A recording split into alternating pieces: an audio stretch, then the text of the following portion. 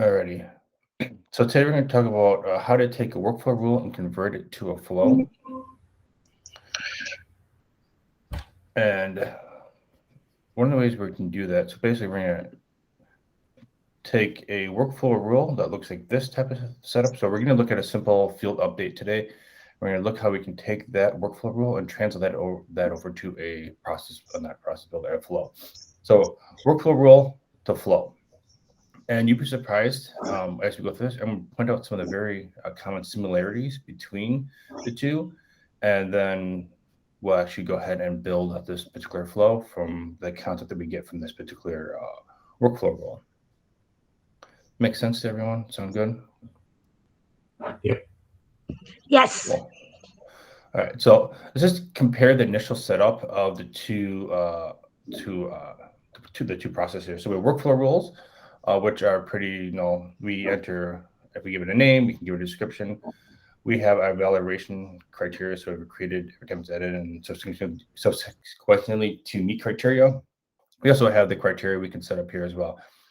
So it's pretty straightforward. This is the condition that's going to trigger the workflow rule. We have the same concept over in a flow. If we click on the record trigger flow, that record trigger flow is the same concept as a workflow rule. So you can set the triggering mechanism there. You select the object just like you did in your workflow rule. You can configure the trigger, this flow whenever you want it to fire. So we can do created, updated, or we also get the additional one of deleted here. But for our particular flow today, we're going to look at creating updated. So that's going to match the what we're looking for. And when we do that, we can also select our trigger here. I just want to point out on the entry criteria, we can actually select it only when the record is updated to meet the conditional requirements from the flow run. So that's very similar to the flow here. Every time it's edited, the workflow rule, we have every time it's edited, we also have to meet the criteria. That's what this would be doing if we select this criteria. It's helped only fire when it meets the criteria. That's the same concept of that. So right now, flow has all the same things workflow rules do or have as well. So making that transition should be fairly simple. So the entry criteria of getting the trigger to fire is all there. And if we want to compare the actions, workflow rules have 4 actions of email alert, field update, outbound message, and a new task. These are pretty straightforward. With a new task, you can create a task, email alert, you can send an email alert. New field update, you can do a field update in flow as well. And then outbound message, you can send that outbound message in flow as well. So we have all these actions available in flow as well. And they're pretty straightforward on the other end here of doing that. So when we create a flow, we have our trigger up here. This is what this is. And then we have an update record. So what we're doing is we're going to pull update records or update accounts in this scenario that we're doing onto our flow page. From there, we'll set the label. We'll specify how we want to update that record. So we can, in this particular case, we'll look at the actual saying that this was triggered by the account. So we're going to say use the account record that triggered the flow. But we can also specify other conditions. So we have a lot more flexibility when it comes to updating records in a flow than we do in what you did with workflow rules. With workflow rules, you could update the current record that was triggered or a parent record. So there's only options. With a flow, you have basically any related record or anything that you can look up to find that value, you can update in that flow as well. And then here on this side right here, I'm just going ahead and saying that there's a particular field called Batman here, and I'm updating it with a flow update, which is just some text field I typed in there. So basically, when this flow would fire, it would say that if that condition is being met, we're going to go ahead and update this particular field with the value flow updated. All right. So just quick comparison. There's a rule name, flow name, active checkbox. There's an activate button on a flow, and we'll actually walk through a flow here so we actually build it from scratch so you can see what that looks like. We set the objects on both. For the trigger flow, we set the object. We have a rule criteria. We set the entry conditions. So these are the similarities. And then we have evaluation criteria, and this is the triggering. And then on the flip side of the workflow rule and the flow, we have our field updates, which will use the record update functionality of the email. We can use email message or email action. So there's a couple different ways you can actually send emails out of flows. We can actually utilize those email alerts that you created in a workflow rule. We can actually utilize those in a flow as well. So that's kind of cool. You need to create a task. You can just use the create record. And so you can create a task as a record. And if you want to send outbound message, you can use the outbound action. And we can actually walk through that too if you'd like. So that's the end of the presentation. Quick side-by-side here for you. Open these two tabs up. So we have our workflow rule on this side. Like I said before, this is our evaluation criteria. This is the rule criteria. Does anybody need me to walk through a workflow rule, or is everyone pretty good on that? I'm okay with that. Thank you. All right, cool. So this is the flow that I built, but we're actually going to start over. I'm going to start from scratch. But if you want to take a look at it, we can open this up here so we can see our object. We can configure our trigger, so we can say, click that, come on. So it's a record is created or updated. We can, when we set this up here, we can specify every time the record is updated to meet the conditions, or we can say only when a record is updated to meet the conditions as well. Let me click done. One thing to note here, this is also where I'd set that condition. So over here we have the rule criteria of active equals. Over here I have this should be active equals yes, because that's the same value, because that's a pickless field on my account. So we have active equals yes, and then we go ahead and click done. So this right here is this top section here, and then our actions here are your updates. And I've created a update records here that basically says I'm going to use the ID in this trigger, which is the account, since the account is the object that we started off with. That's the triggering mechanism, so that we have the ID. So we can just say we're going to update that, and then I'm updating that particular flow, that value. Yes. Quick question. When you first went in there and it said equals true and you changed it, what's the difference between true and, I forget, did you change it to yes or? Yep. Okay.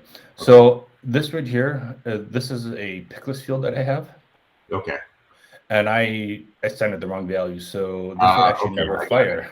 Okay. So that's why I updated. Okay, I just missed that part. Okay. Yep. So actually, one of the cool things is if you come in here, you can see that it's that's a field tab. If I click into here, it says pickless values here. That's telling me that this is a pickless field. Yeah, I get it. So that's one of the reasons I was like, so yeah, true wouldn't have been right for that pick list, right? Yep. Okay. If this would have been a Boolean, then you could have used that value. Yeah. So what we can do here is I'm going to hop back up. I'm just going to collapse these because I want to go over here. And we're going to go ahead and start a new flow from scratch, because I think most people struggle when they get to this page. They're like, so what do I do? If you just want to create something that's similar to what a workflow rule did, you want to start with that record trigger flow. So this one right here. Go ahead and click next. I like to use the freeform layout just because I like having more control of everything, how it looks. We select our object, and we're just gonna go ahead and select that account again. And then we can select our criteria. And we'll just do this one here. And then I'm going to specify a condition. So just remember, you can do an and condition where you build all your different conditions like you could do in workflow rules. So you can do an or, like you could do in workflow rules. You can also do a, basically you can build custom logic. So any of the conditions you set here, then you can add ands and ors to specify that condition. Okay. Sound good to everyone so far? Yes. Cool. So I'm just going to select that active field again here. We have all the different operators here, so we actually have them as well. You can use is change. That's a nice newer addition to flows. But as you can see, pickless values yes, no. I'm going to click yes because I just want to fire an active account. And I was going to say we're going to fire this one every time it meets the conditions. So every time this record gets edited, if this goes active, we're going to fire the rule or the flow. Sound good to everyone? Yep. Makes sense. One thing I do want to note, with flows, we have the ability to do before save and after save. I'm emulating what a workflow rule would do, which would be an after save function. But with flows, you do have the ability to actually update fields before the record gets saved. So that's kind of a newer function that you can add on, that you can have with flow versus a workflow rule. But since we're going to emulate what we had on the workflow rules, because most people probably want to make that transition from workflow rules to flows, we can go ahead and use that. From this page, now that we have our trigger ready to fire, we need to select our components here on the left side here. So there's a couple different components here. If you're just doing an emulation of what a workflow rule would do, we don't have to worry too much about some of these things. We could do some of these things, but if we're just doing what we would do in a workflow rule, we don't have to worry about loops because workflow rules couldn't iterate through records.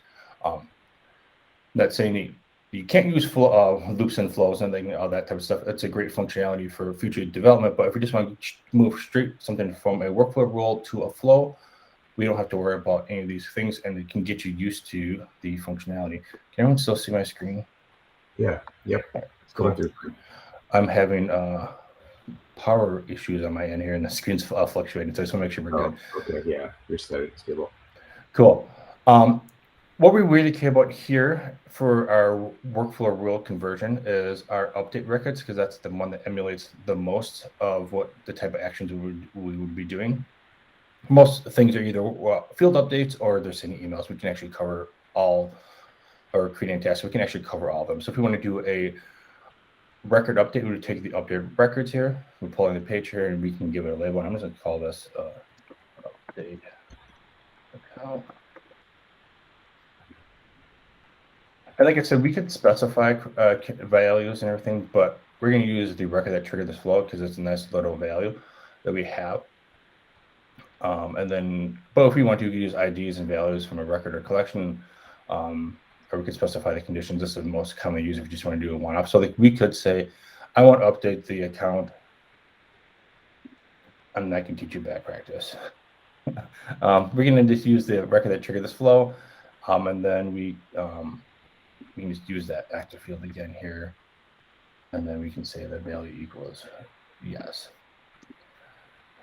So now we have this set up here. We just connect the dots, and now at this point we've actually created an emulation of what the workflow rule has done. Pretty straightforward so far. Yeah.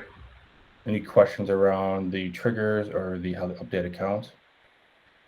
No, I just have we gotten to the part yet where you put in the value that it's going to update with or populate the field with? So that's what this right here is. Oh, no. Okay. So I was using a condition here, and I want to use Batman. Okay.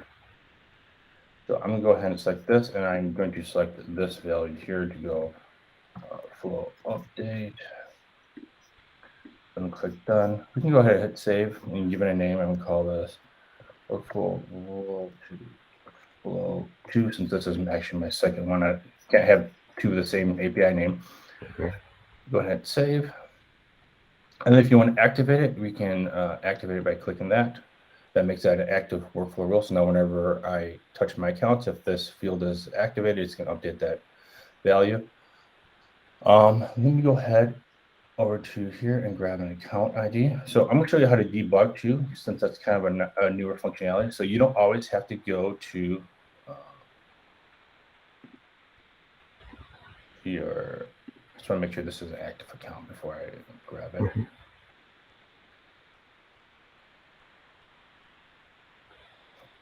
Where is my active field? So there's a Batman field.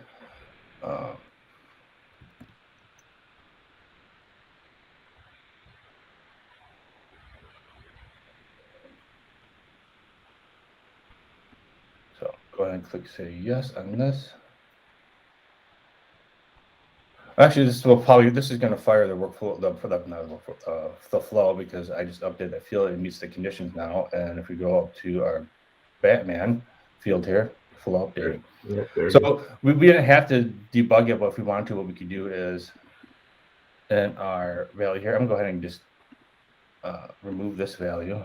It's actually going to always save because that's the way it's been created. It's always going to keep doing that. But in our flow builder, if we wanted to, we could debug. And what we can do is search for accounts, and I was using 1, 2, 3 warehouse. So I can actually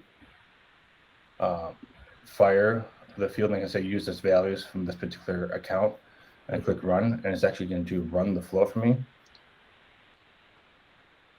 And over here it says how it started. It say it started with this. This is the account ID. These are conditions equals yes. Did it update? That says yep. The Batman field here equals flow update, and that's how it went. Yes. It's telling you a bunch of other things in here. You can take a look, and it's telling you all the other values that are being stored in there. But that's just one of the ways you can debug a particular flow before you actually activate it to make sure it works. That's cool. All right, let's go back to edit flow here. So one of the other things you may want to do is create a task, because that's another common action you used to be able to use with workflow rules is create a task. And to do that, you have to use a create records. So you just pull create records over here and call this one create task.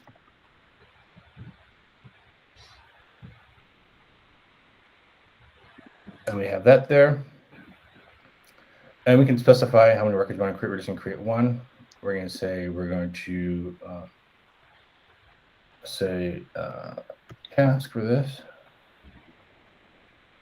Separate values. Sorry. So we want to update the object here of the task. So when he says how to set the record, you can use values from a record, or we can use separate resources or literal values. That's what we're going to do. If this right here, if we had set variables to do those things in the flow, we could just call that, and then it would create the record for us. Okay. But in this scenario, we don't have any of those things set, so we're going to say we're going to create a task, and so the object name is task.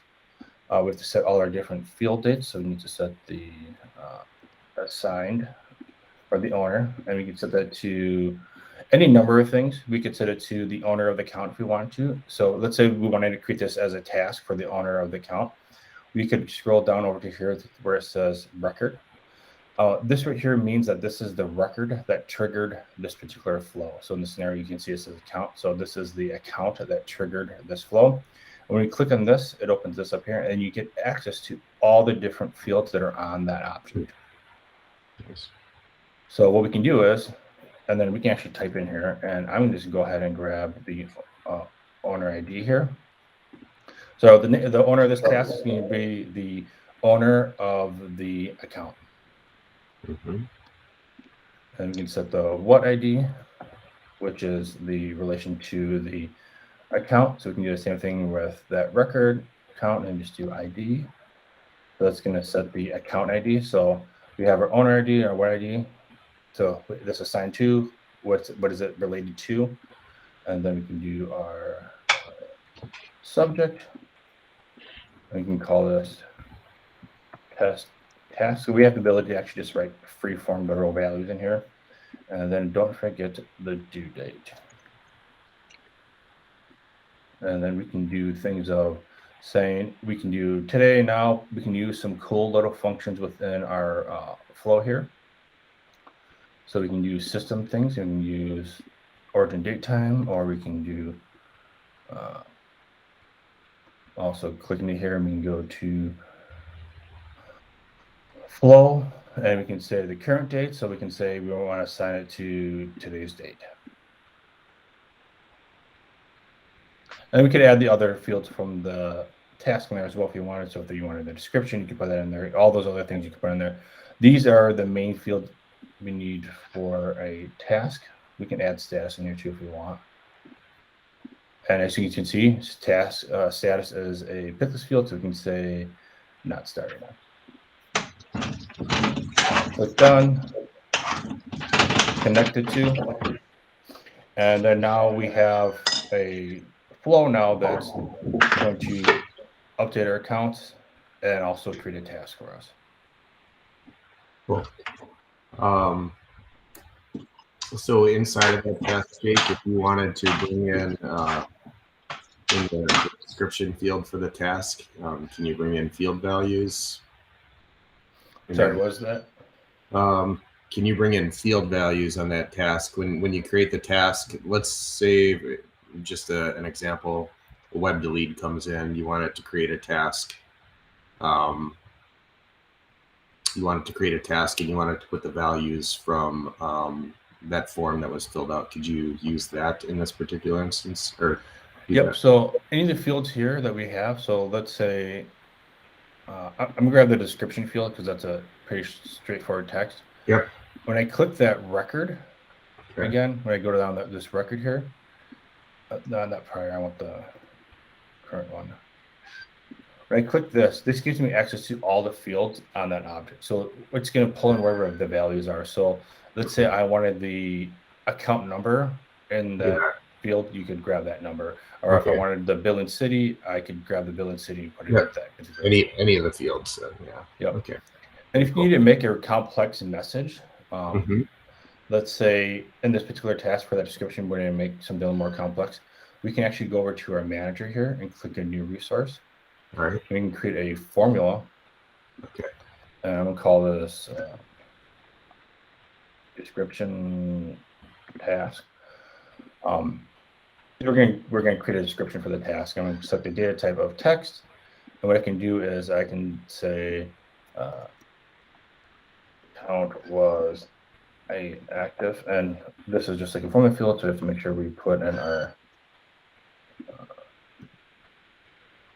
then I can say I'm going to pull in a value over here from the account, and I can say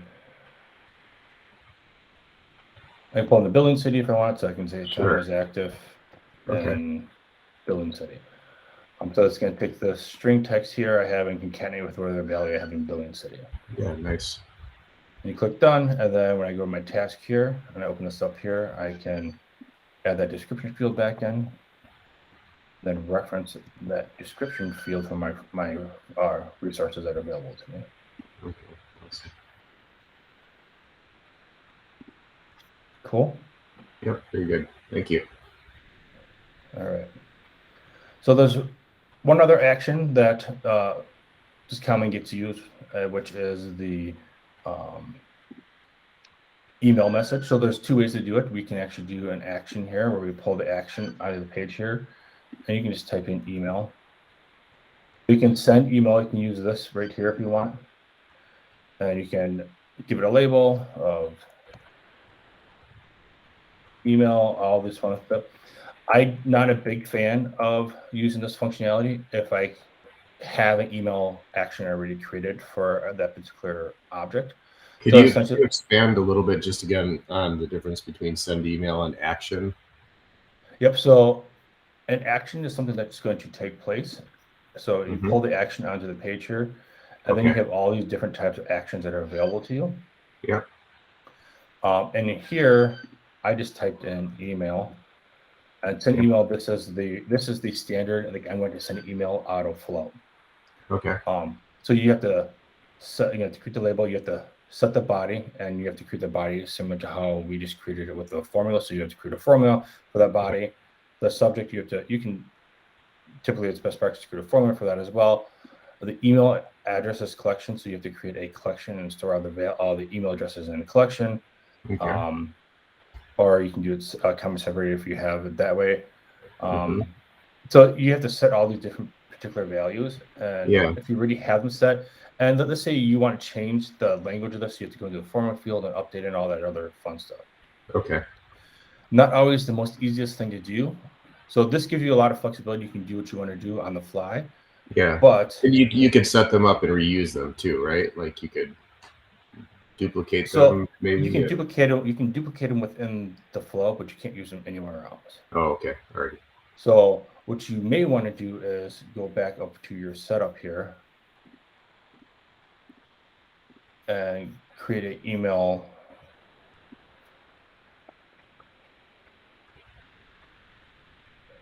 action. Email alert. So I want to create email alert here, and what we can do is this is how you would send an email out of with a workflow rule. Okay. So you click new email alert. You specify the object. So if I select account, I'm gonna call this one workflow to flow. So this is just like how you would set up a email alert and a workflow rule. I can specify the email template, which is probably what you want to use. I'm just gonna go ahead and grab this one. I really don't care too much about what the template looks like. And then I can specify the user, like who's it can be sent to. We do have all the access to. It's just like how you'd use the old email alert. So you have access to all the other fields from the account. You have access to all that information, or any of the available users in there as well. So I'm gonna go ahead and click. I'm just gonna say I'm gonna send it to myself, and then hit save.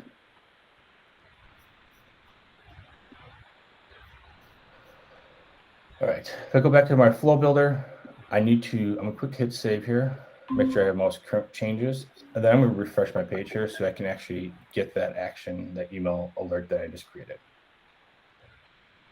So refreshed, if I pull my action onto my page here, if I type in workflow rule to flow, that's an email alert that we just created. Yeah. Grab that in there, I can give it a label and just call it send email. And what's really nice with this is now I only have to set this one value. And this is basically going to say from your flow here, what is the starting value? So in this particular case, since we know this was the account, we want to specify that the record here is the ID of that account that triggered this flow to fire. And then just like that, on there, connect the dots. So now this particular flow, when it fires, it will update accounts, create a task, and send an email alert. Very cool. Make sure you hit save. One thing to note, whenever you run debug, if you haven't hit save, it's only going to debug your last save. Sure. So that used to hit me up all the time. I would forget to hit save. I try to hit debug, like, why is it not working? It's not going through the last two components I just created. I'm like, oh, I didn't hit save. So that debug only runs on your last save. So make sure you save before you hit debug. Yeah. And the last thing that workflow rules can do, that flows can do now too, is the outbound message. So as you saw before, when I pulled on that action here, you saw this outbound message here. And I actually open this up here, we have one account outbound message.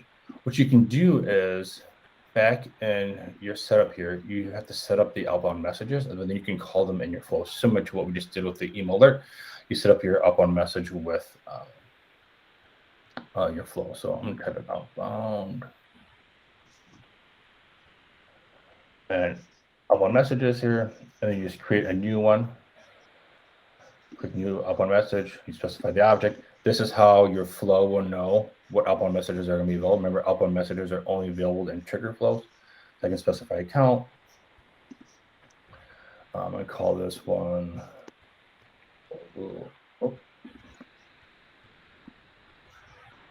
Again, and then you have to supply input. I'm just going to do this because it's valid, and I can say these are the fields I want to send over. So I can say billing city and billing state, probably account number. So we have all those important things. Hit save. And then I now have my outbound message. If I go back to my flow builder, in order to see that update, I do have to hit refresh again. I hit save, so this will save everything I have. And then we just take the action again, pull that into the page, and click outbound message. And now we have our workflow rule to flow. And give it a label.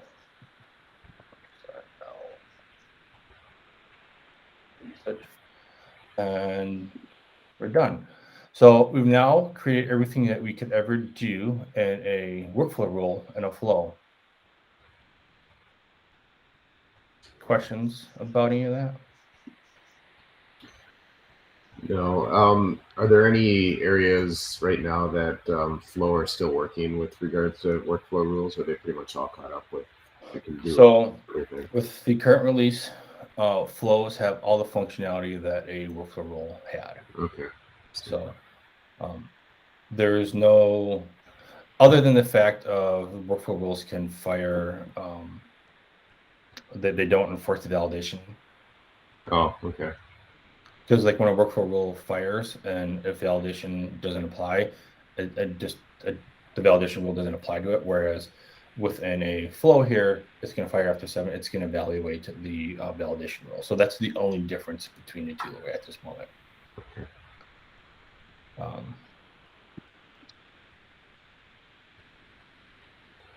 And I forget, our workflow rules being retired soon. That's the goal. Yeah.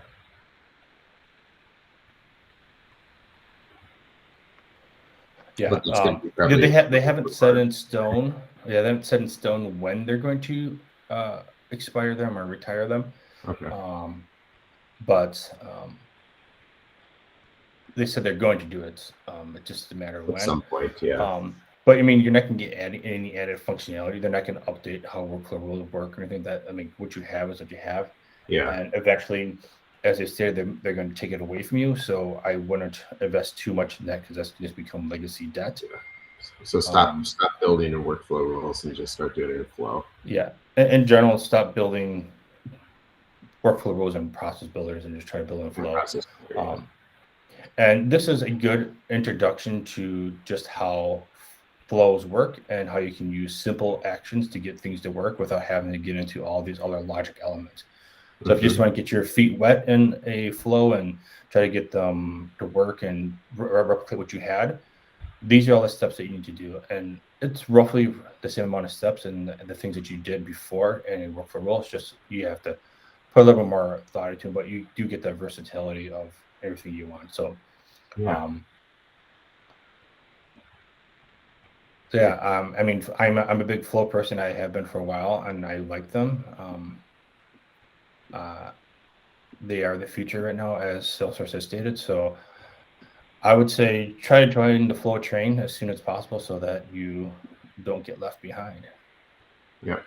Are there any Trailhead super badges or modules or trails that you recommend with regards to this? So there are like the general basic how to build a flow ones aren't bad. I feel that the biggest way you're actually going to learn how to do a flow though is to do kind of what we did here. So go into your org, grab a workflow rule and convert it to a flow. Okay. I think that's going to provide the biggest translation for most users because they understand how the workflow rule works. And if they get to work in the flow, well, now they understand how those base components work in a flow. Yeah. Real life scenarios always tend to help with learning. Trailhead is pretty straightforward. I mean, I like Trailhead, but it kind of lacks in some of those areas. You still need to go outside of the box a little bit. Yeah. It's going to give you. Yeah, it makes sense for that little scenario that you're talking about, but it doesn't make sense until you've had to apply real life scenarios. So I'd say go into your org, take a workflow rule or two, start converting them to flows, and you'll start to pick up how to do the different types of things. Jake, so there's no, as far as I can see, there's no such thing about subflow in converting workflow rule to flow. Am I correct? There is no conversion of a workflow rule to a flow. The only so it's pretty much. Go ahead. Yes, go on.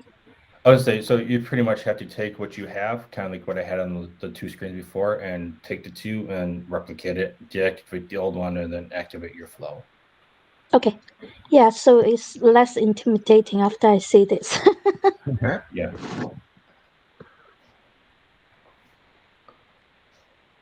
So yeah, there was. I don't think there is going to be a plan for a conversion tool. I mean, that would be a great tool if somebody could, do that, but that'd have to be all done in a metadata application. So behind the scenes, taking configurations of a workflow rule and converting it to a flow. I mean, that'd be a great idea. But if you have to build flows in the future, I think taking your existing workflow rules you have and converting them to flows is a good learning experience to understand how they work. It also gives you the opportunity to evaluate the workflow rule to see if is it something you still need. Yeah. Is it still applicable? Do we need to make changes to it? So it's a great opportunity to kind of clean up some of those things that you had. Just because it worked in the past doesn't mean it still works now or should be working. Is there any other tips about best practice? Yeah, I would probably be doing some more full best practice tips actually next month, my next session. This is kind of an intro just to get people started with them. For this particular scenario, these don't impact too much. You may want to consider if you're creating a bunch of records, maybe taking this and doing an assignment and then doing a instead of doing when you do a create task, you would assign all your tasks to a collection. Especially if you're going to create a bunch of different tasks, you would assign them all to a collection. And that's something we can like I'm planning on talking in another session here. This right here is just your one-off type of deal.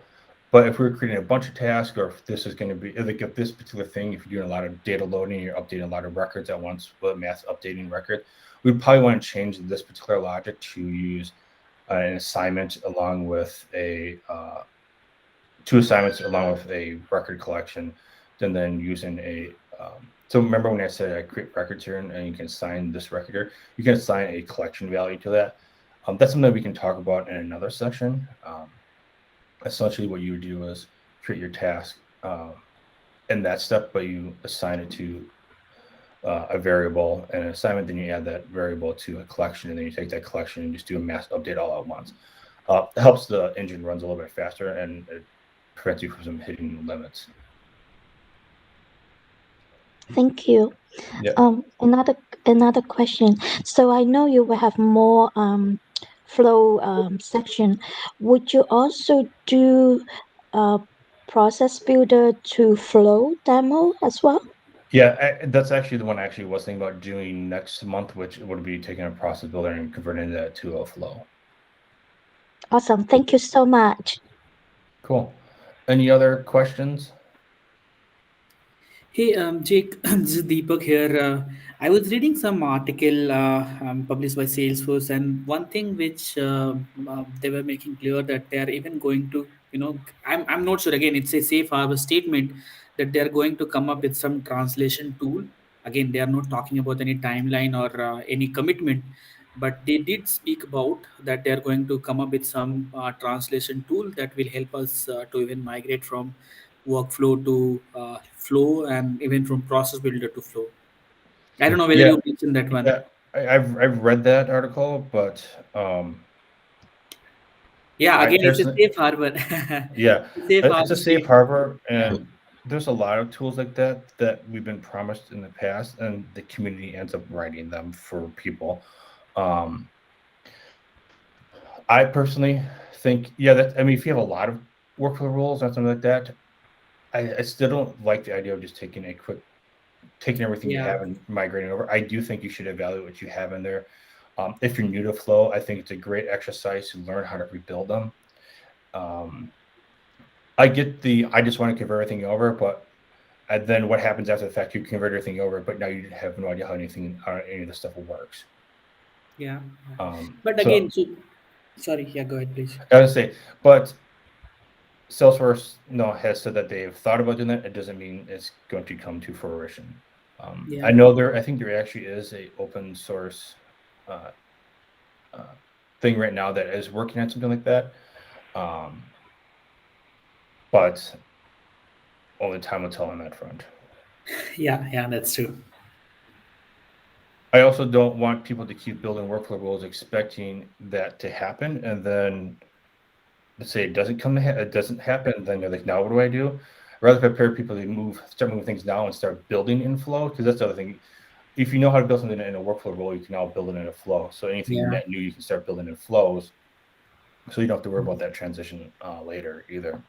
Yeah, that's true. But the company which I work for, it's a pretty big company, and we have more than 1,000 workflow and process builder, and even more, I guess.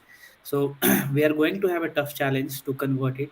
Definitely, one thing which we have started doing is started using Flow. So there is no more process builder and workflow in any of our releases. But again, we are going to have a tough challenge ahead to convert these things and Yeah, create and it Flow. I'd be curious of a lot of those things that you have running, how many of Mhm. those things are still applicable today? Because I mean, I'm a consultant, and I see a lot of things that get built 5 years ago, and then you're like, Yeah. you ask them about them, and they're like, I don't even know. They're like, then like that you don't even use that field anymore. So they have things in their org that potentially use up resources, but never actually do anything because they never meet criteria, or they're just pointless workflow rules or process builders. Yeah, that's very true. I think Salesforce has a ulterior motive to get people to clean up their work. Yeah, I did write one snippet of what I read. So if you guys, I'll just paste it here. This is just a small thing. So if you want to know a little more about what timeline they're talking about, you can even click on this one. So, All right, thank you. Awesome, thank you. Cool. Any other questions about this? I know this was probably a lot for some people to take in. I think when I do the process builder one, that's going to be a little bit more. There's a lot more things you can do with process builder, and it's a little more a challenge. Process builders work heavily with this decision element here. So it's just process builder is just a giant if-then statement. So that's what these decision points here, and we can talk about how we can make things a little bit cleaner also in the flow. Whereas process builder is very linear, you can kind of expand things and go down different routes within a flow.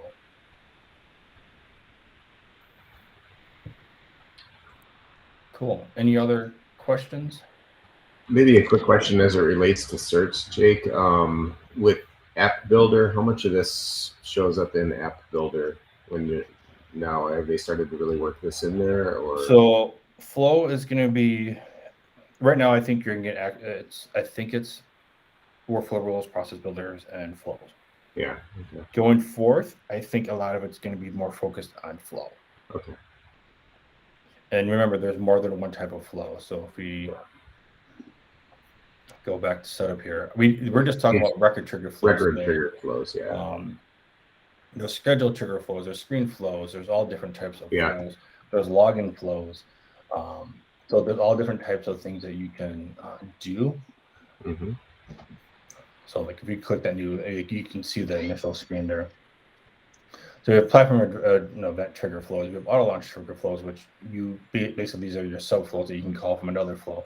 So we have all these different types of flows, and if you really want to get into the nitty gritty, if you use Health Cloud or if you use Financial Cloud, if you use a field service, there's other templates too as well that use flows. So there's all different types of flows. Okay. If you start using Orchestra, there's a flow for that type of thing. So there's tons of types of flows out there, and we only talk about record trigger flows because that's the one that evaluates closest to it does evaluate pretty much to what a workflow rule was doing. Yeah, that makes sense. Because before in the past we didn't have trigger flows or schedule flows, and that was the only way you could call them was with a process builder. Mm-hmm. or with a button. Whereas now they can just be triggered like a process builder or a workflow rule could be. Excellent. But yeah, right now I think they cover all the automations. Don't forget about approval processes. They're still in there, and the approval processes aren't going away. But they're there for right now. I'm pretty sure they're going to start phasing them out. Those types of questions. I just don't know when that's going to be. Okay. Because it's still an active tool. It's just I don't know if they're actively doing that. Okay. Yeah, I was just curious. I don't help out with the app. I don't help out with that particular test. So. Okay. Jay, I see one thing that is probably out of today's content, but I'm curious. Do you have a certification update flow? Say that again. You go back to the screen earlier. I see that you have a certification update. Oh, that's a personal flow that I created. It's okay. I know that, but it's just kind of interesting. So, sorry. Yep. No, it's a auto launch flow that I do some things on my own here. It's a reminders for myself for my maintenance exams. Okay. So I just go through and I type in the dates that are due, and that's all that does. Oh, okay. Thank you. Yep. Yep, I use Salesforce and Flow for my own personal things in my dev org. Thank you. It's just interesting to see the use case like that. Yeah, So like that's if you why I want, was asking. if you go back to my homepage here, you can actually see I actually have a bunch of different flows all over the place here. So I have this flow right here where I just click through and there's different images of Batman and the Riddler because I like Batman. So you can actually put GIFs and images and flows as well. So that's one of the cool things. This is what we call a screen flow. And then up top here, I have some Salesforce lab apps or flow. So we can see different ones here. I have images. I have a dashboard, so you can actually select a dashboard, and then it shows you the dashboard. So Jake, do you have like one main dev org that's kind of like your base dev org, where you wouldn't be doing like exercises from other trailheads and stuff in it? Yeah, this is my I build stuff in dev, or this is my personal dev org that I use. Okay. Yeah. This I don't use this to do any trailhead stuff. Okay. Because this would break everything in trailhead. Yeah, you kind of want to keep it clean as to what you're doing, probably. So yeah, very cool. So I mean, those are just some screen flows that I've written, and I have this new customer flow down here that I can just type in whatever I want.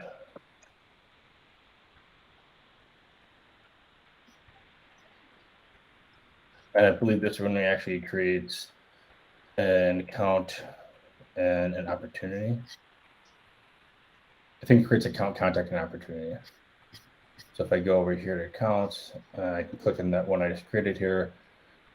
So it created the account for me. It created I don't know if it creates contacts for me, but definitely created I created contact for me, Jake, here, and also created an opportunity as well. So that one flow from those couple elements I typed in created 3 records. And if you wanted to see what that one looked like, that was contact flow demo. Is that what I called it? Yeah, I have lots of little things that I build. New customer flow.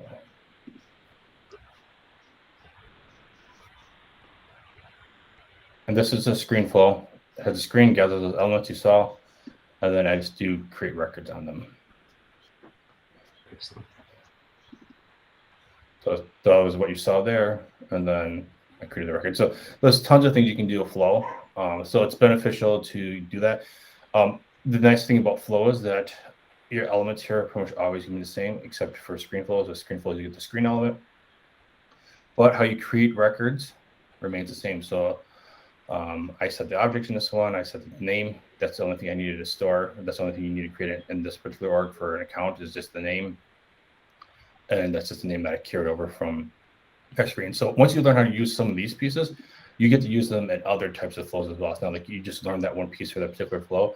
You learn how to create an account or create a record. You learn how to create a record for all flows. You just may run into different limitations when it comes to what that particular record has to have in order to create it. So if you forget a required field, your flow is going to blow up and you're saying, hey, you forgot a required field. So any other questions?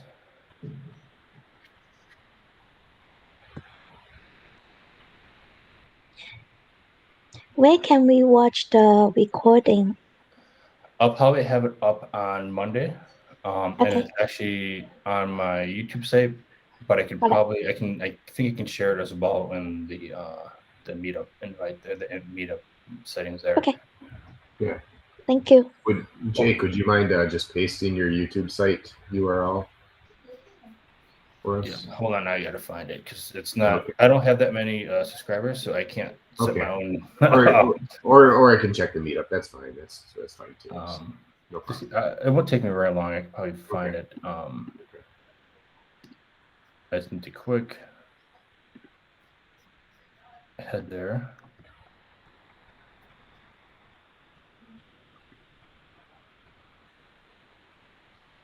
Are the Salesforce Saturdays right now 100% virtual, or are you doing that kind of based on who signs up, or? I'm going to be doing virtually for a while here. Okay. I personally had a death experience. I'm gonna go ahead and add the recording of this because we don't need to record all that.